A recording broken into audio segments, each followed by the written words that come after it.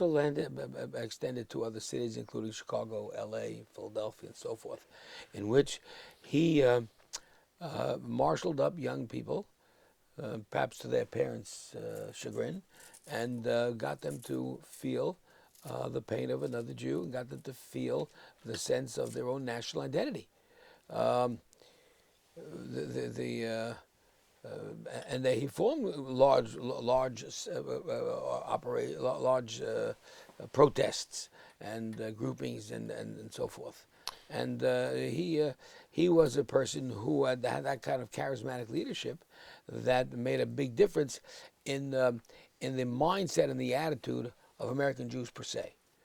American Jews, particularly Orthodox, want to hide themselves. The Orthodox can't. We're stuck. We look the part. I don't know, when there are big dinners, everyone's out there with their finest dress. Right. Doesn't necessarily make them look Jewish. But no, but when it comes time for parties, they're coming out. Correct. How about when it comes to their dignity and their honor as people? Again, this is the kind of singular case in which people aren't taking notice.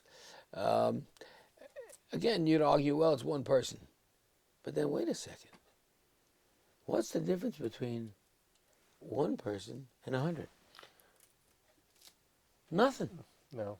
So you'll tell me, well, the Jews have killed 40,000 in Gaza, assuming that that's accurate.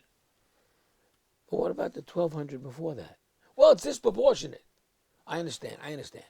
Okay, so we're going to be proportionate, says the state of Israel.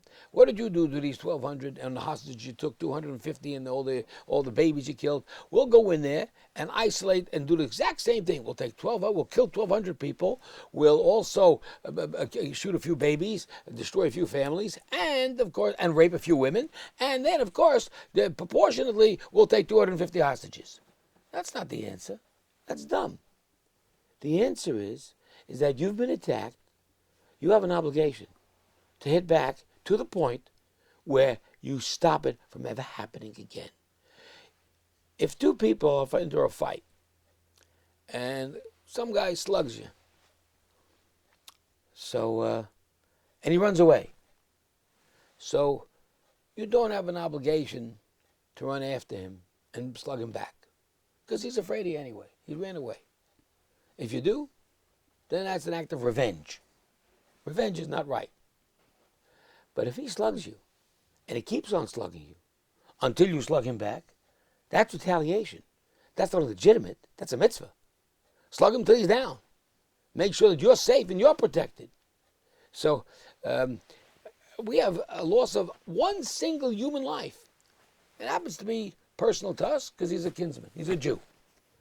But that singular human life that's lost cannot be obscured because we need bigger numbers.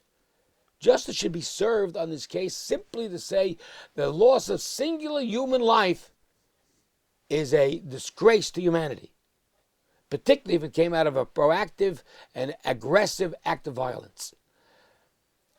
We say that if you save one life, save the world. You save the world. And you know why?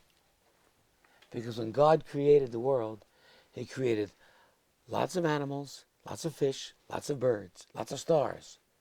But he created one person, one human being.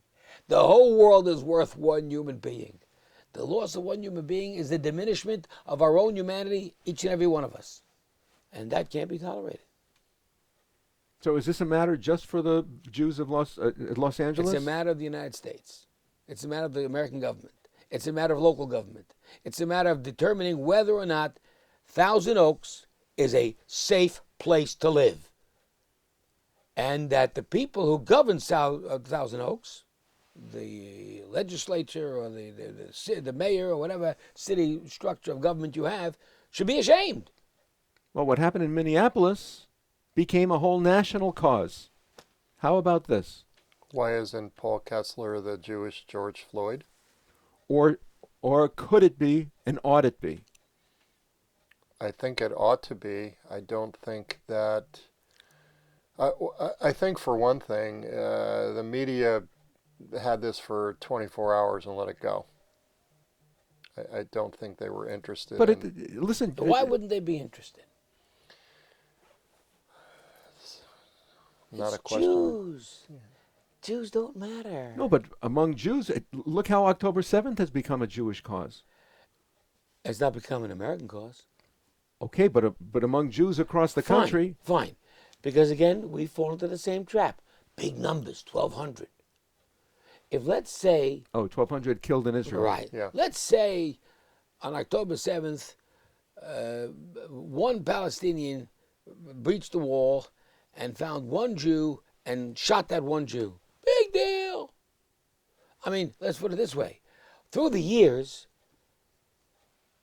Hamas in the south and Hezbollah in the north have been raining rockets and bombs on Jews and Jewish settlements and civilians for the last 20 years. And no one said a word.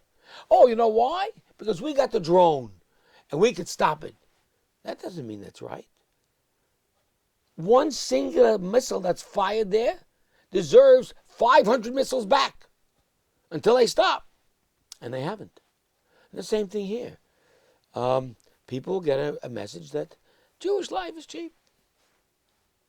John, is there somewhere that people can contact to coordinate letter writing and petition submitting?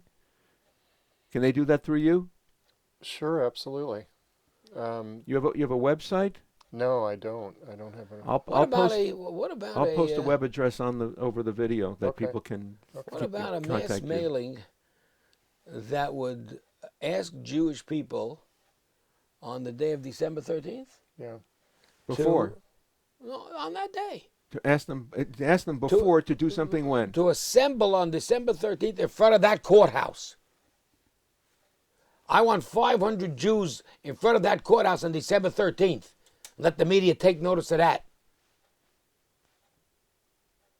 Will the media take notice of it?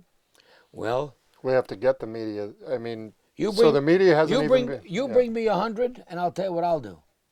I'll bring a Torah to that meeting, and I'll bring a table, and I'll put the Torah on the table, and I will read the Torah as a religious service in front of those 100 people. And that religious message that I will read will be part of a service that will petition God to bring a message of decency and humanity through the religious message. And that's the message of the Jewish people. Okay.